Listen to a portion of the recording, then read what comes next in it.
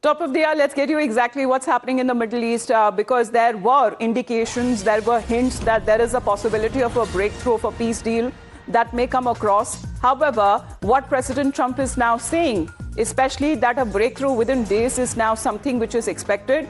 Despite the kind of optimism that is coming in from Washington, the diplomatic deadlock between US and Iran, however, still continues.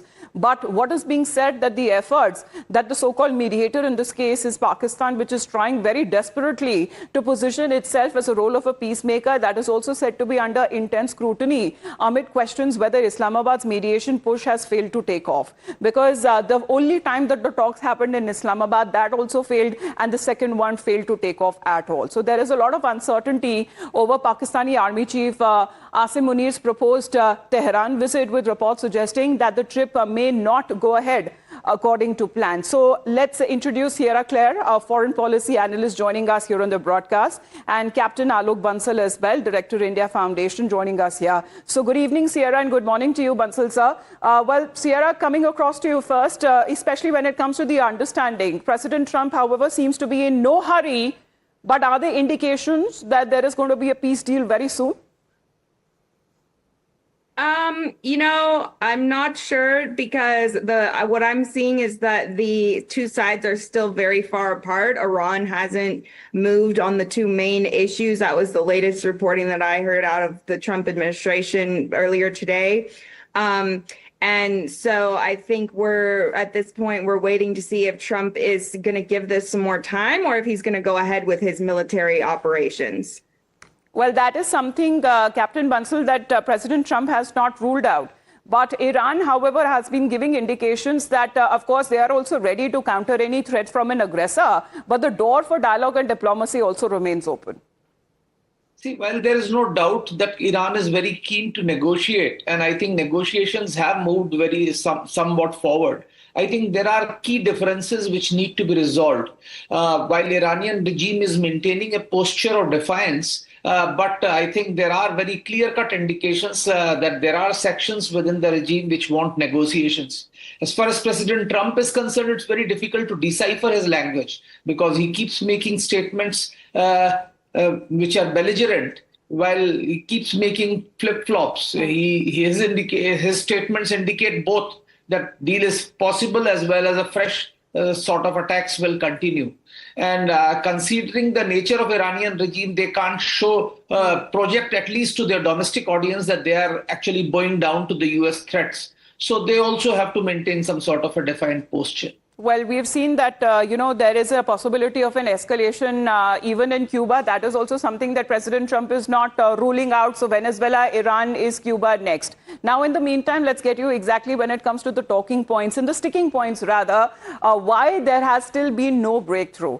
Because that comes to the issue of enriched uranium, the issue that still remains to be a major point of contention that brings the whole idea and the very objective of US-Israel strikes on Tehran to be questioned in the first place. Are we now back to square one? Because there is the Iranian media that has been reporting that the supreme leader, Mojtaba Khamenei, who till now, has not made any physical appearance. However, he has given the order that Iran's enriched uranium must not be transferred out of the country. So where does, when it comes to the stalemate, that doesn't seem to be ending, because this position sharply is in contrast with President Trump's statement, which insists that Iran cannot retain its highly enriched uranium and that the US would likely destroy it if obtained from Iran. So that is now coming across, when it comes to one of the sticking points there, enriched uranium. And if their supreme leader is of the opinion that the enriched uranium will not be transferred out of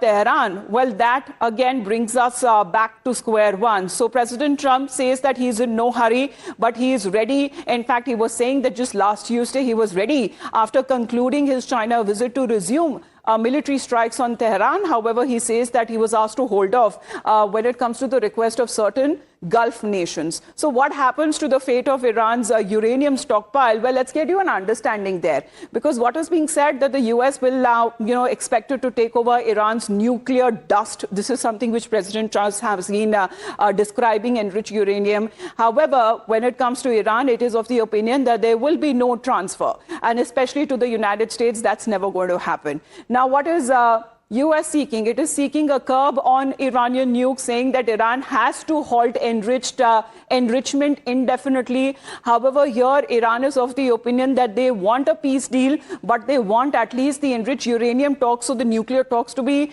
deferred or postponed. At least a 5-year pause is something which Iran has been seeking. But first, a peace deal. Then there is a flashpoint, of course, when it comes to the Strait of Hormuz. Despite there being a ceasefire, the Strait of Hormuz continues to remain blocked. There is a US Navy blocking Iran in the Strait of Hormuz. However, this is something which Iran, in a way, is trying to monetize and generate revenue out of the Strait of Hormuz, which before the war, before the 28th of February, was a free waterway. So, Sierra, it seems that China has not come to any help of President Trump. Well, China did vote with the U.S. at the UN on a resolution about opening the strait. But other than that, I'm not sure. As you said, we haven't seen anything concrete from them. They may be doing something behind the scenes. We don't know. It's the Gulf nations who've recently asked Trump to continue diplomacy. They think they can get something done. I think the feeling here in the U.S. is that it's coming time for President Trump to make a decision. The blockade, was a temporary measure while we were in a ceasefire, and the ceasefire has long been over. And so people are pretty tired of the blockade, and they want to know where this is going. Well, that is something that the entire world is waiting to see where exactly it is going, because there are indications, Captain Bansal, and sometimes it is not. Because it seems that are we back to square one exactly when we speak of the Strait of Hormuz? President Trump continues to maintain and say that the Strait of Hormuz should remain as an open and a free waterway. However, Iran has come up with its own ideas to generate revenue out of the Strait of Hormuz. See, I think Iran's proposals are unacceptable as far as international law is concerned. I think it's a free waterway, and I think Iran's attempts to monetize this, to my mind, will not be acceptable to the international community at large, and especially the countries which are littorals of Persian Gulf, whose entire trade transits through this Strait of Hormuz. So I think Iran's proposal, to my mind, is unlikely to be accepted by most countries. Iran's attempt is probably to use this as a bargaining chip. At the same time, probably use it as a war reparation, because Iran has also been in between demanding compensation from US for the damages inflicted on them. So I think probably they are trying to use this as a leverage. I think this is a proposition which is going to be discussed.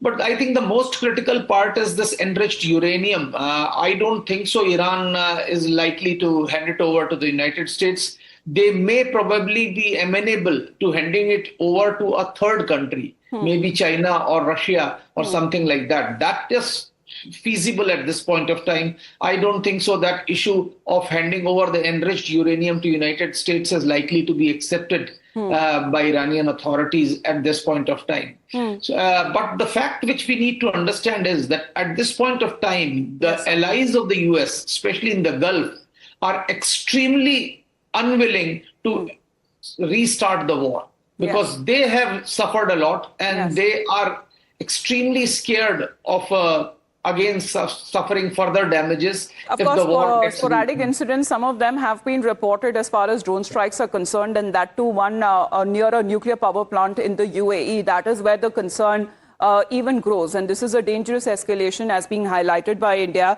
But interestingly, right after President Trump's China visit concluded, it was President Putin who was visiting then to China. But what is President Trump now saying, as far as the indications of a possibility of a peace deal, a certain breakthrough? Let's listen in.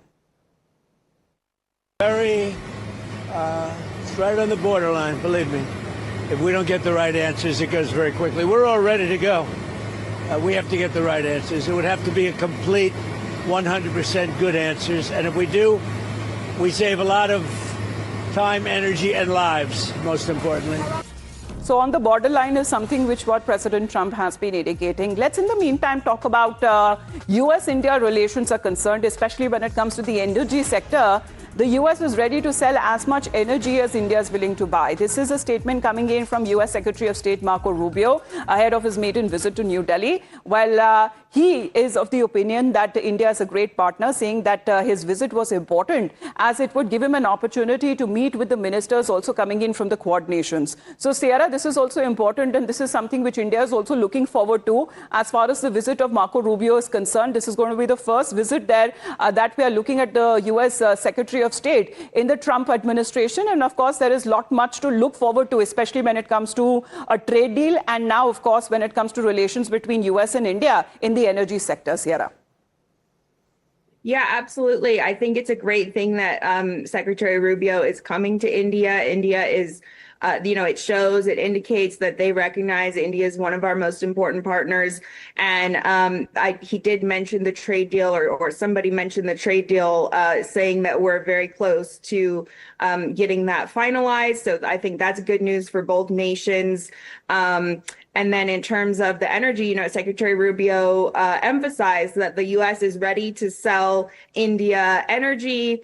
We want to be a partner. And so, we may see some things come out of this meeting as well in terms of determining what are the best routes, because I think we have sold some energy to India in the past, but there's not really at this point a direct route set up as to, how the two nations are going to be transporting that back and forth. So we may see those logistics come up and get something a little more concrete there, which would be great. Well, it seems that there is great lengths when it comes to improvement of ties that has been happening between United States and India. But this is something which President Trump has consistently maintained as far as his personal rapport with Prime Minister Narendra Modi is concerned, who considers him to be his very good friend. So speaking of Marco Rubio, this is his first India visit, and multiple sectors that would be in focus, including energy, trade. Talks are also expected when it comes to the Quad meeting that would be taking place. So defense also comes into focus.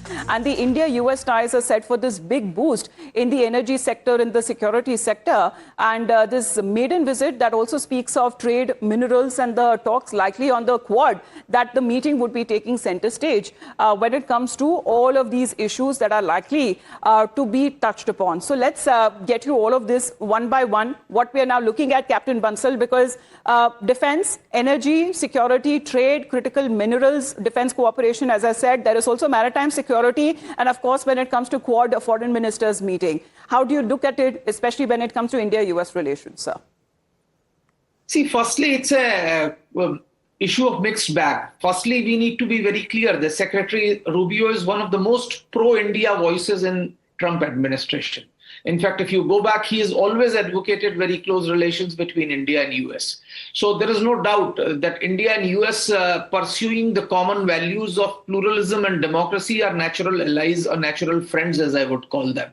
But having said that, the recent developments and Trump administration in recent times has caused deep fissures within Indian society, actually deep apprehensions within Indian society. And Indians being Oriental societies, we are a far more emotional and sentimental people. So it will take some time to bridge the recent apprehensions that have grown within Indian policy circles as far as US is concerned. As far as US energy supplies are concerned, this is, of course, a positive development. But please remember, it is not the availability of energy supplies, but it is actually the cost of energy supplies that we are getting, which will actually affect, because the prices have been going up consistently. And unless, of course, the US can get the Venezuelan hydrocarbons in the market, I don't think so there is likely to be a respite till the time Strait of Hormuz actually reopens. Yes. So that's one apprehension. In the field of defense, yes, we are cooperating, we'll continue to cooperate.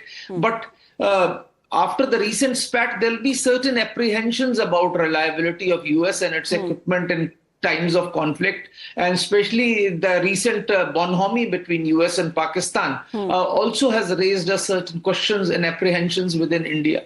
Yes. So, of course, I think I'm sure... Sir, if, when it comes to the role of Pakistan, certain apprehensions are being raised within the United States themselves, because they very well know as far as Pakistan's position is concerned and how desperate it has been trying to play the role of a so-called mediator. Imagine Pakistan talking about peace. Thank you very much, Bansal sir. Sierra, Thank you very much to you as well for joining us here on the broadcast. The international updates continue right here on Times Now.